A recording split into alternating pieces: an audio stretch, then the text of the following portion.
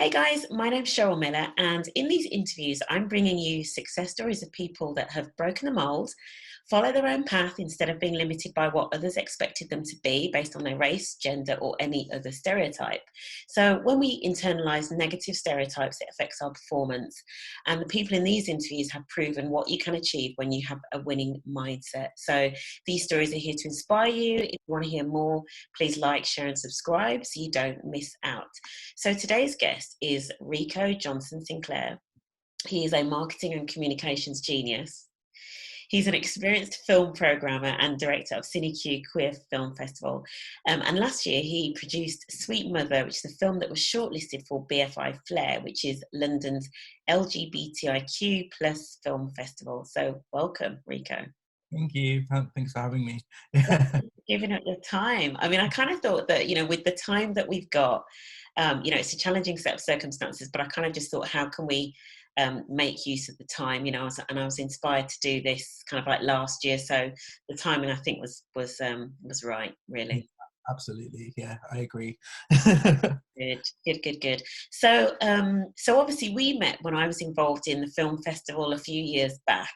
Yeah. But obviously you've been in film, in and around film for a while. But let's start right at the beginning in terms of like your early years. So kind of growing up and everything. Tell me about what that was like, and where you grew up. Are you local to Birmingham? I am local to Birmingham, so I grew up and live in Birmingham now. I did leave to study. I moved to London, but I'm originally from Birmingham. Okay. And I guess like my first, I don't think I really loved film at the beginning. I think I loved stories at the beginning. Okay. So when I was younger, I used to go to the library and take out all the books I could and then read them late at night. Summer used to be my favourite season because it got darker later and we didn't have torches in my house. And my mum was super strict about us being like, lights out at 8 o'clock. So, but once I started reading all the books that I had, the visits, because of obviously coming from a low-income background, in a black household, like our visits to the library were far and few between. I ran out of materials to read, so I started to write. I started to write my own stories so I could read them. And that's all it was. It was me writing stories to read. So from there, I kind of became really interested in the idea of like self-expression or expressing an idea of what you see in the world through what you write, so what you perceive. So from there, I kind of I didn't even kind of think about it because I was like, writing's really hard to do. I'm never going to get a job in writing because obviously I am a black person, a queer black person at that. But I actually stopped speaking to my mom at the age of 16 years old. Went out there, did it on my own, became independent, and was like, I don't want to put myself forward for writing because it seems like something that isn't going to bring me enough money to be able to survive. So I was really. So up to that point then, so in terms of the writing, and I love that in terms of, borrowing books from the library. I think I had a stint at doing library books as well, but I was always really disorganised at taking them back. But does that mean, were you really academic at school then as well? For my younger years I was, yeah. I guess after year 6, so when I was like 11 years old, I was academic. In secondary school, less so, because in secondary school is when I started to find out about myself and my queerness, and relative to everyone else, and I was obviously bullied very heavily. So that affected my ability to engage academically. So I was a curious person. I wanted information. I want to know things, and I still do want to know things. I think that over a period of time, how I view academia is different, because before, at a younger age, I was like, yes, I just want to read books. I want to know. I want knowledge from books. Now I think the best source of knowledge is from people, social knowledge. And so, yeah, I think that is a transformative period in my life. Really interesting. That's really interesting. We'll talk a bit more about that. So at 16, so you left home at 16. Gosh, that's really young. Well, I say it's young. I think my brother left home at a similar age actually, but it is quite young, to be out there. Yeah. Did you stay in Birmingham? So were you still like at college or working or? I did stay in Birmingham for a couple of years. Mhm. I stayed in Birmingham and studied art because I thought that art was something that I enjoyed and it was expressive. Mhm. Again, things about perceptions and allowing people to see a part of the world how you see it. So I engaged with art. Didn't see that through because obviously my situation at 16 meant that I had to kind of provide for myself. Yeah. So I quit that, did hairdressing for a couple of years. But I was under the impression that I'd be a hairdresser and I'd be paid enough to be able to survive. But then again, hairdressers, when they're training, they get like £400 a month because Yeah. they take the training out of your wage. So you Um, get paid £400. That was enough for rent or food or, you know. mm, So eventually I I went to college and did dance, and moved back to Birmingham. mm, And luckily, I had a partner at the time who was willing enough to be like, "Yeah, you can stay with me, mm. um, and while you do your dance." And I stayed with him and did my dance BTEC. Mm. Yeah, so I bumbled from place to place. Yeah, and I guess I mean there's definitely a consistent theme there in terms of creative expression Yeah. and sort of different perspectives, on life almost, or like a social narrative on things. Yeah, I mean, like I always felt like dance was my true form of expression because it seemed the most natural. But Mhm. I feel like dance is really hard to articulate universally. I really feel like writing does do that. So what I try basically when I left um, college with a dance BTEC, I was like, well, I don't actually want to be the dancer. I want to be behind. I want to be behind the curtain. I want to see stage shows. I want other people to. I want to support other people's expression. Yeah. And so I began to think about that a lot. And that's when I started to really start thinking about film, because film had already been in the background. It had always been in the background because, but my experiences with film, because I was from the background that I was in, were limited because Right. film isn't accessible. I went to the cinema before the age of 13. I went to the cinema once, and it was to see Recess Kids Out. My auntie took me, and it was a really fun experience, but it was super expensive. Yeah. Um, we couldn't get it. My experiences of the cinema, the dodgy man down the road that would sell you free DVDs for a Yeah. fiver. Yeah. Um, and so that's my experience of film. So a lot of my experiences are through piracy. um, but all that time film was in the background, and I started to really indulge in film. But it was only when I started to like grow up and get access to the internet and streaming services that I realized like film was such a big medium. Right. And that's when it was like, oh my god, this is a way that movement, writing, and storytelling can come together in this beautiful form. Yeah. And it made perfect sense to me. And this was around the time that I kind of was going into like thinking about university. I was a late university person. I was like 22 when I first went to uni, and that's when I first started thinking about it.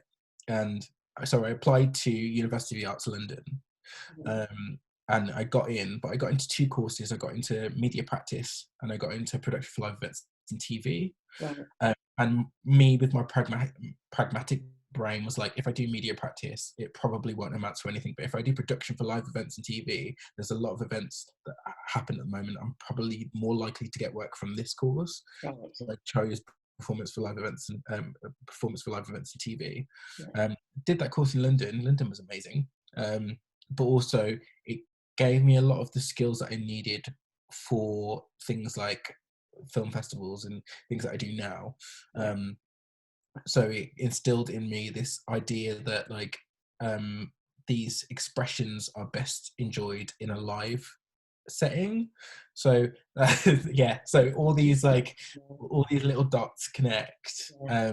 And then I ended up coming back to Birmingham once I graduated because London was way too expensive for me to be in postgrad. And I worked for Community Channel for a little bit, um, and then came back, and then I volunteered at that time. Yeah. Um, Yeah. Yeah. In terms of, I mean, I love it. I love the journey. I love working with creatives, and I think it's because I'm an accountant, which is quite dull. Let's be honest about it. I think because of that, I love working with creatives because there is nothing. Well, for starters, there's nothing creative about accounting unless you're being a little bit dodgy. But there is something really special about creative expression. So you're sort of describing, the connection between the dance, the art, the story, and then the live element as well. I totally get it. It really resonates. In terms of, so just thinking about your journey up to sort of like uni, were there any specific influences, whether that be people or things that happened in your life that really sort of shaped the direction that you took?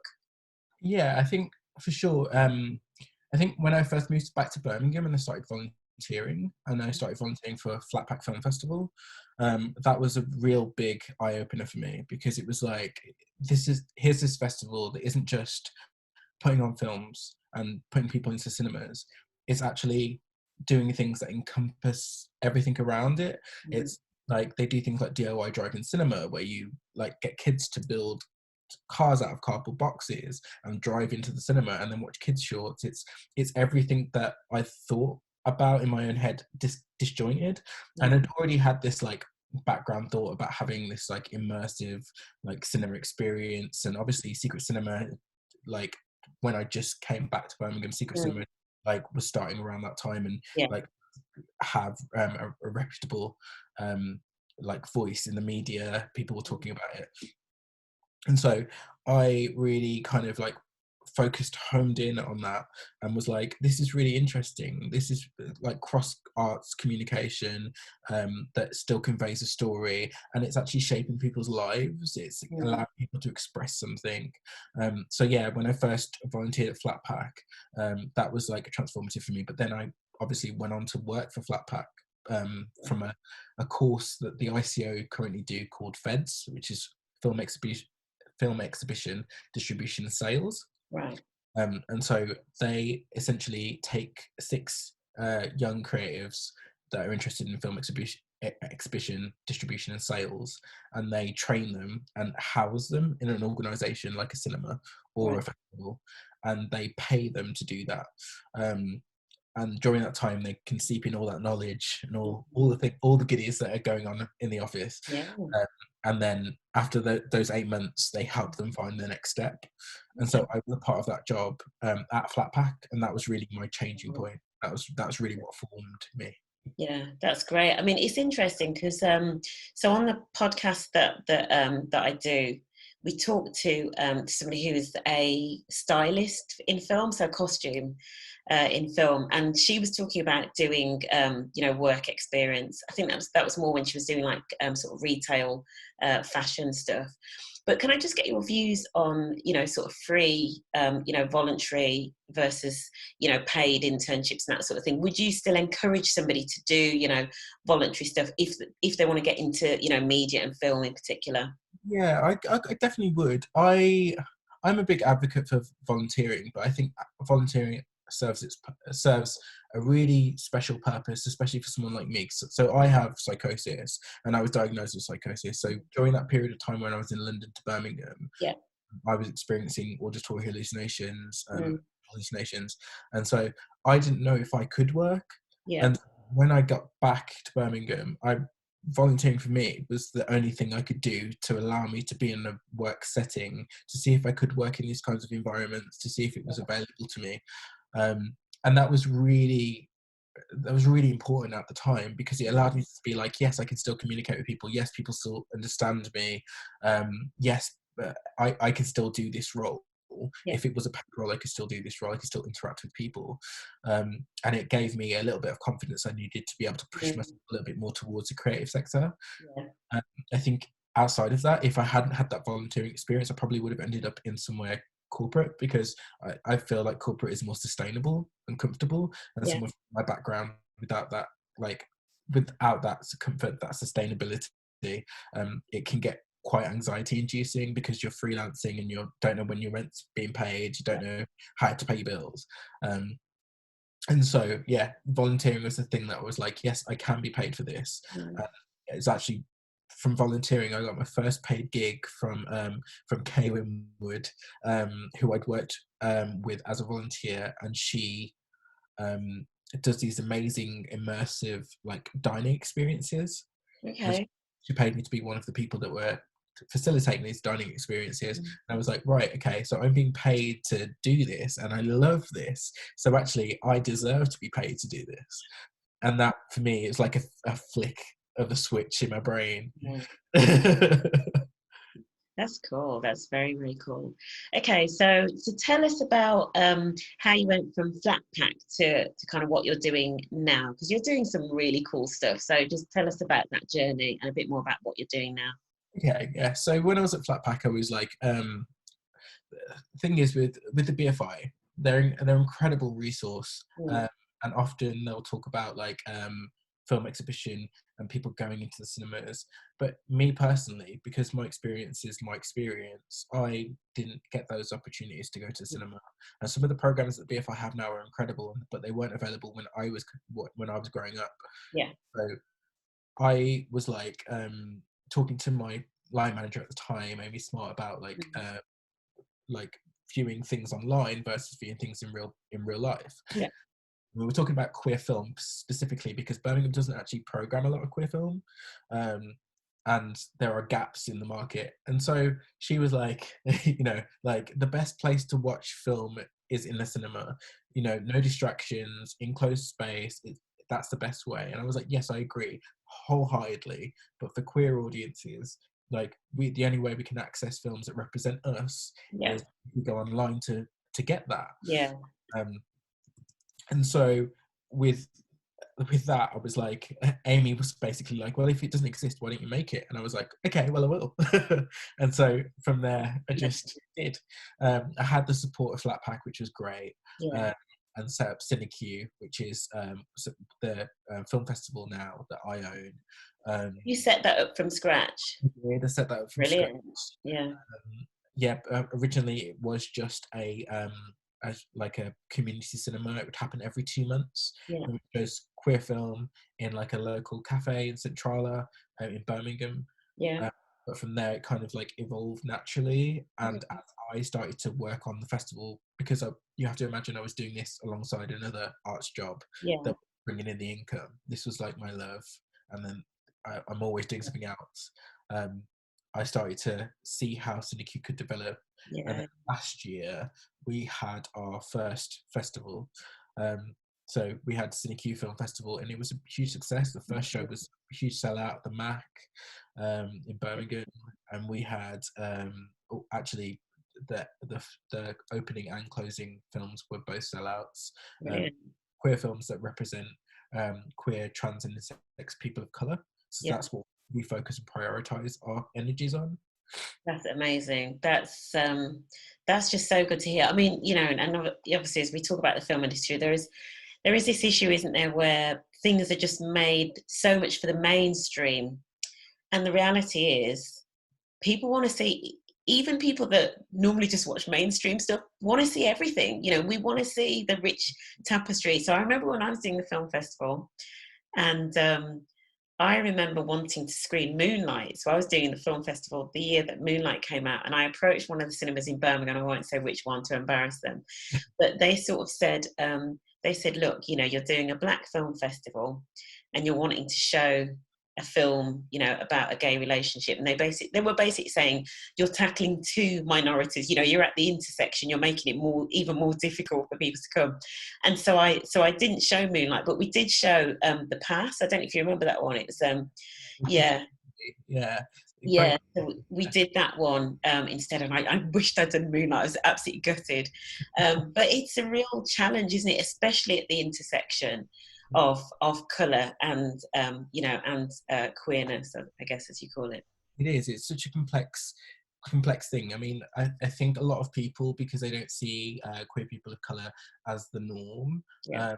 it's not in their field of view. I think it's down to people of color like myself to Yeah. kind of realize that these stories are complex. These stories are completely different from the stories that white gay men have, white gay women have. And so I made it my mission, I guess, to try and bring these stories to light, not just for Black people and not just for South Asian people, but for East Asian people as well, for all people of color. I think it's important to represent them in this sphere of film. And the attitude from the film industry generally is that if like something like Moonlight comes along and it's a big hit, then they don't have to worry about it. They're done. Yeah, they're done for 10 years. Yeah. Exactly. And so like I think that's a really, really important to look at, because for us, like my experiences when I was growing up as a queer man of color, if I'd have seen something like Moonlight when I was younger, my experiences wouldn't have had to be so traumatic. And I think if my mum had saw Moonlight when I was younger, my mum would probably understand and we'd still probably be talking. I wouldn't have had to leave home at 16. So like people don't understand the power of film. And I think that something like Moonlight it's great that it's happening now, but it has to happen always. People need to see themselves reflected on the screen. 100%. It has to become the norm, doesn't it? It's you know, it just has to become the norm, because, you know, people of all, you know, kind of colours, gender, you know, ability, sexual orientation, that is the world. So why, you know, the film is so mainstream is just bizarre. But yeah, in terms of acceptance and tolerance and inclusivity, we need to see that diversity, don't we, in film? Yeah, absolutely. 100%. So just in terms of talking about how people can get into films, we talked about like, you know, sort of work experience and volunteering. For people in particular that are on the margins, you know, the marginalised, or, you know, they don't fit the stereotype, you know, the kind of middle class, or they haven't got connections, because that's one of the things I realised when I got involved in the film festival, is that some of the, especially the people behind the camera, like, you know, directors, writers, etc., often, you know, often the way to kind of get on quickly was to maybe be to know somebody, or to be mentored by somebody that's already a really well established director or whatever. So when you haven't got that advantage, you know, how can you still get into that space? It's hard. I'm not gonna lie, it's really hard. That was the reason that I'm 30 years old and I've only just made my first short film, and I knew that I wanted to make films at 22 years old. Like, it's an avenue that you have to take, and it's long and it's rickety, and you have to go through many different hoops to get to the place you want to get to. However, it is changing. I will say that it is changing. The BFI is doing a lot of work. They've just released their 2022 plan. Well, they released it last year to make the film industry more accessible for people from BAME backgrounds, people from disability backgrounds, people from LGBT backgrounds. And actually, like, there's workshops like the BFI Weekender, which is specifically for this year. Only people from from working class backgrounds could apply for it. So they are trying to make film more accessible and skill people up with the skills they need to create film. Yeah. I think also, like, locally there are the hubs. There are because BFI used to exist in just one place, and people know the BFI as being in London, but actually now the BFI is all over the UK. So we have the BFI here in Birmingham. We have the BFI Film Hub Midlands, which is Broadway and Flatpack, and they facilitate showing film. But they also have the BFI network, which is about talent and developing audience, developing talent and developing people to create content. And we also have like places like Raw Media. There is a network there. I think it just takes like one giant deep breath and for you to go, okay, I'm going to do a bit of research on this and I'm just going to dive in, because there's always someone there that knows where you're coming from. There's always someone there that knows how difficult it is to take that first step. And they'll see your email in their inbox and they'll point you in the right direction. And they'll be like, well, you need to start here. I may not be the person for you, but you need to start somewhere, and this is the person you should go and speak to. And I think one of the great things about regional hubs, that we all support each other. There is no contention. There's no like bias. Like all the people that want to work in the film industry love film, and so all just want to see more film. And so that's a great kind of attitude to have. Yeah. I mean, one of the questions I would ask as well is, so for people that want to write, write and produce film and direct, etc. Well, they want to write and direct, so want to create the film and get it out there, get it into film festivals.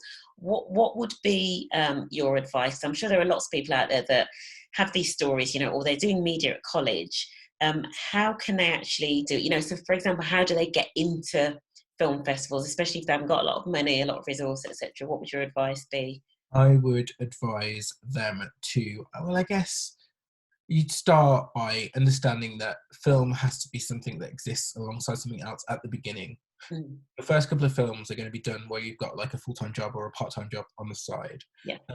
You will be making money to survive while at the same time you'll be doing a film. There are a lot of funds available from BFI network. You Mm, can apply to do short films or long form films. There's also the BBC Writers Room if you want to get into TV.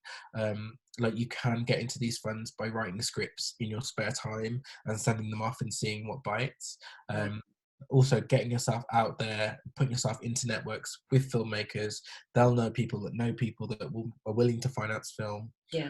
Looking at like what your film is saying. So for example, if your film is about mental health, whether there's any charities that want to get involved to fund your film being made Mm, as a sponsor, there are always ways to make it happen. I think the strongest thing you can have is a network of people that are able and yeah. people that believe in the story. So but before any of that happens, you have to create that story. So you Yeah. have to make space to be creative outside Yeah. of your normal life, I Yeah. guess. Yeah. No, that's really good. There's definitely something about, I mean, obviously, yeah, creating the story, because a lot of people have great ideas in their head, but they never quite make it on paper. And then it's having the tenacity, isn't it? You've got to have the grit to go for it, I think. Exactly. Like what I do is I sign myself. So I do CineQ alongside a full-time job. Uh-huh. Well, at the moment, I do it alongside freelance job. Yeah. Uh, and so I give myself like weekends for CineQ, and then I give myself literally 9 to 5, Monday to Friday for any freelance work. But then in my evenings, I allot an hour to be creative about what I want to do. And that's about like me creating stuff. So at the moment, I'm writing a script, and that hour is filled with me script writing. And so if I allot that time, I don't always have to take it, and I don't have to give myself pressure to take it. Mhm. But I know that hour is there if I want to be creative. And sometimes I get like a little bit of time, for example, like a bank holiday weekend, if we're in the situation where we're in now, Yeah. uh, like a bank holiday weekend is a really long weekend where I can just like be like, I'm not going to do anything this bank holiday weekend. I can spend it all writing. Yeah. Yeah, so yeah, Perfect. allowing that time. Yeah. And then I want to talk about, so you produced a short film last year. Tell me a bit about film production. I'm asking for a friend. As you it's something, but I think it's a really interesting way, particularly if you're not necessarily so somebody like me who isn't necessarily the creative person. But I guess I sort of see producing as maybe still a way of helping to support, giving people that platform. So just talk to us about film production and what that looks like and what it entails. Yeah, film production is complicated and tricky. As a producer, you're in charge of almost everything. You will get a script from a director, and you will Mm, be attached to that director throughout the whole project. Um, and you're in charge of where you get the money. You're in charge of making sure you've got the cast. You're in charge of making sure you've got the crew. You're in charge of like where everything takes place, the timings, the transport, the hotels. Like that is all your responsibility. You're also in charge of like everything. Basically, you have to take the director's idea and you have to realize it, and you right. have to budget it, and you have to make sure it fits within the constraints. But then also you have to make sure it keeps within the constraints, because the last thing you want to do is like you allot 4 days for a film shoot and it takes Mm, 5 days, and that puts like that can like double your cost. yeah. So like you want to keep to like tight constraints. So it's about managing creativity, I guess. It's Yeah. about they come up with an idea and you're like, this is a great idea, this is how it can work, are you okay with this? Okay. And then just overseeing it to make sure it works exactly like that. Right. Okay. That's the producer's role.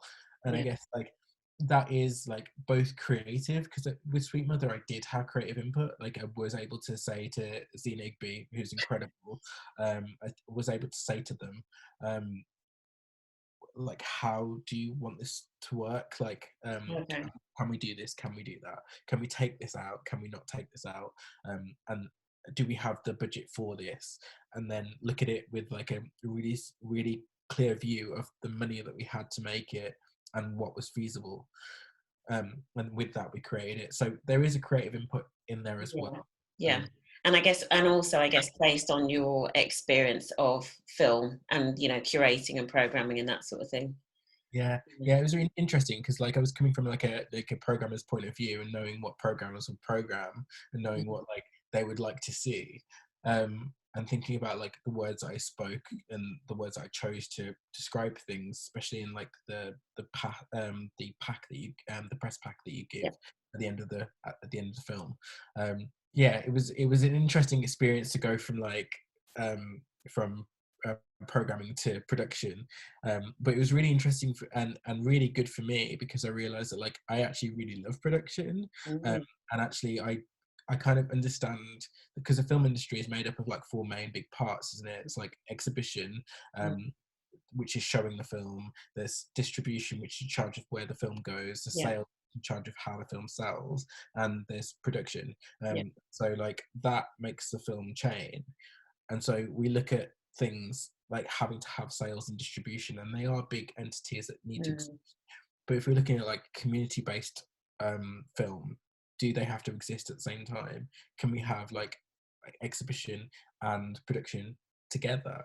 Like make the films for the audience, knowing how Yeah. you're going to make a film and where you're going to show the film. So, yeah, I think it's interesting. It's like the way the film industry works currently. I think there are many flaws to it, and I think like thinking about sustainability in the future, like the film industry needs to change, especially for people like us, for Black people, for queer people, like for accessibility. The film industry needs huge change, and I think that there isn't enough being done, and I want to be a part of that change. So at the moment I'm kind of like investigating, like how does it work, how does everything work at the moment, like how can I change that to make a model that Yeah. works for what I think it should look like, Yeah. and then try and put that model forward. Yeah.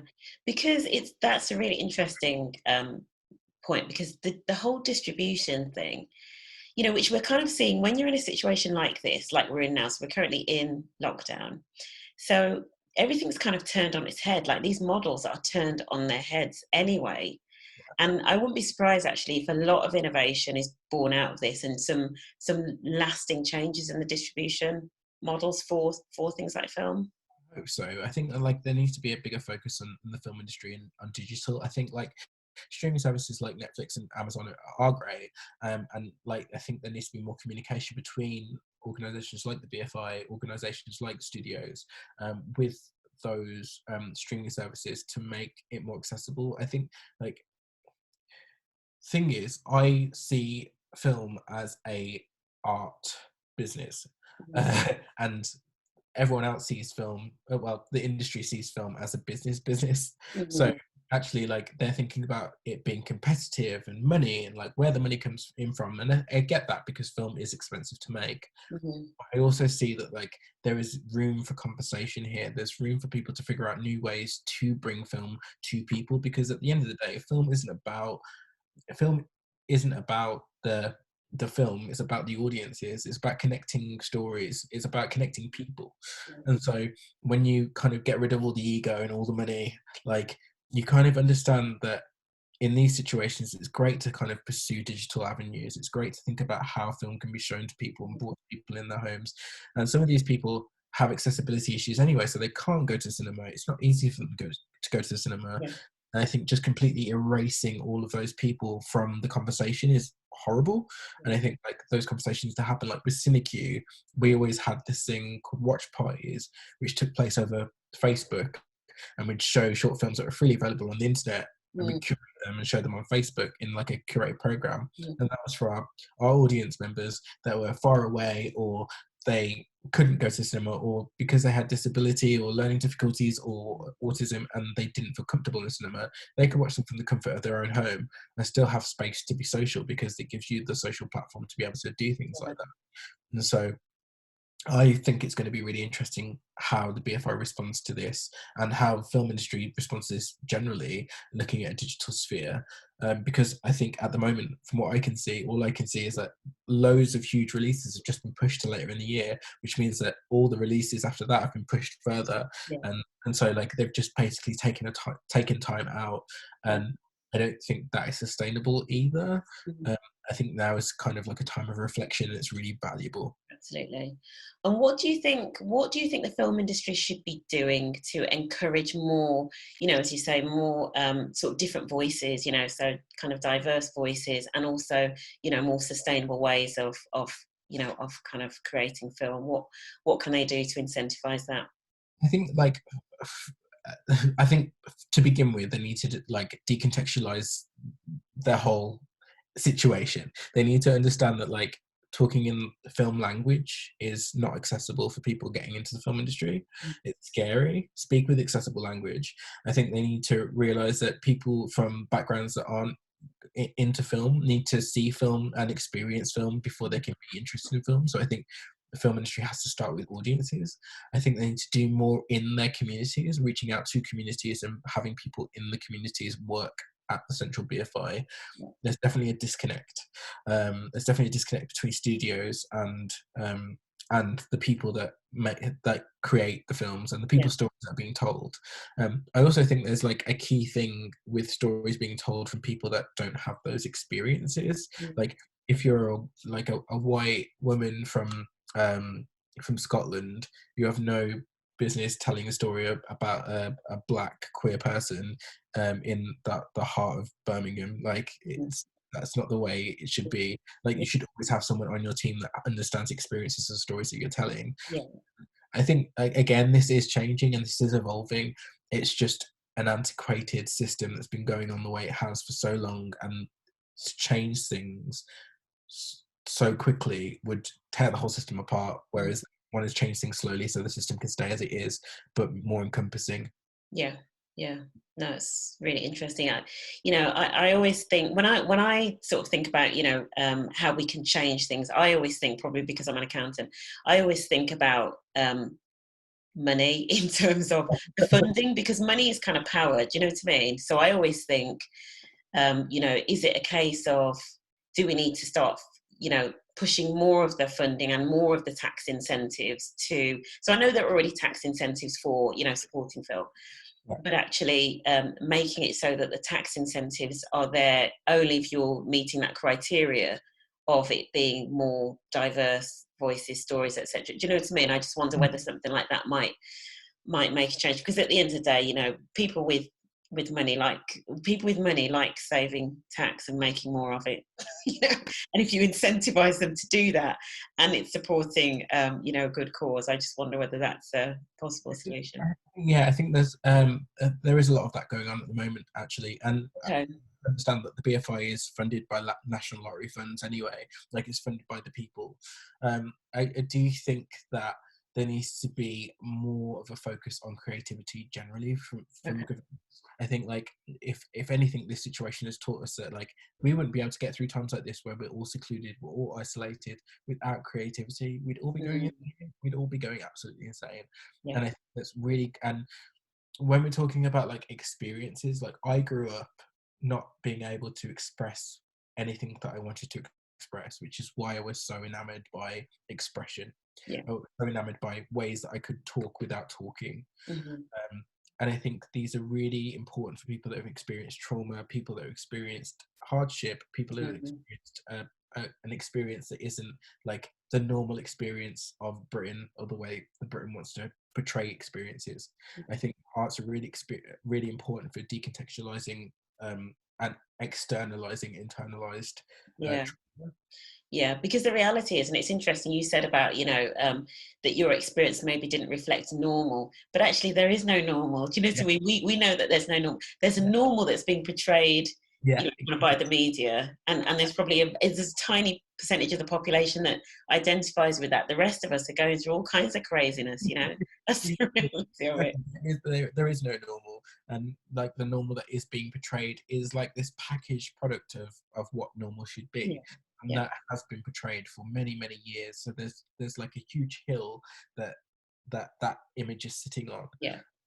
And we need to tear that down and start talking about complex stories, because like the thing is, like, we have all been taught that human emotions are this like small little thing that we can all kind of view, and Mhm. actually human emotions are so complex and so varied and so interesting. And I think we've gotten to a place now, because we're open with our communications, we can talk about anything, where Mhm. we can start to tackle some of those complex issues. Yeah. We can start to talk about like the complexities of intersectionality. We can start to Mhm. talk about like how the world is changing makes room for more conversation. Yeah. I think Yeah. that's super important in any visual media. Absolutely, absolutely. So tell me a bit about your favourite film. So I normally ask people about what books they're into, because I'm a bit of a bookworm. Love my books. I'm always reading something. What's your favourite film and why? Okay. I hmm, I'm going to give two. So Okay, the fine. first the first film that I kind of like loved, it's crazy, it was 13 Ghosts, and Okay. I watched it when I was like really young. It's horror. And I I don't like horror films, so maybe I've heard of it. that's how I found my love for film, actually, through horror films, because I was like, this Okay. is horrific and awesome. Um, that was eons ago, though. I like the complexity of the characters, and I like there's always an underpinning moral value in Right. it. I like that there's like an underpinning message, but it's still very graphic. There's a lot going on the screen, but there's a lot Mhm. kind of nuance. Okay.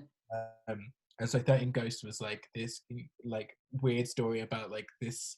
I can't even remember it now. It's like a house, and there's like 13 different ghosts that represent different things. Okay. Um, and it was great anyway. So like that was my like first like woo film. Yeah. I Yeah. think at the moment, like the film that I'm most excited about is a film called Night Flight. Mhm. And that comes from South Korea. Right. So it's a queer film featuring two people that have to deal with the complexity of their queer emotions, their love for one another, within this kind of institutionalized kind of school, I guess, with bullying and like and beating and stuff like that going on, and then also the complexities about um, the divide in poverty between like people that don't earn much to people that earn loads. Right. um, and so yeah, that for me is really interesting and really complex, and also the emotions are kind of like um, well, without giving too much away, it's very satisfying, I Yeah. think. So, and South Korea then is coming out with some amazing film, no?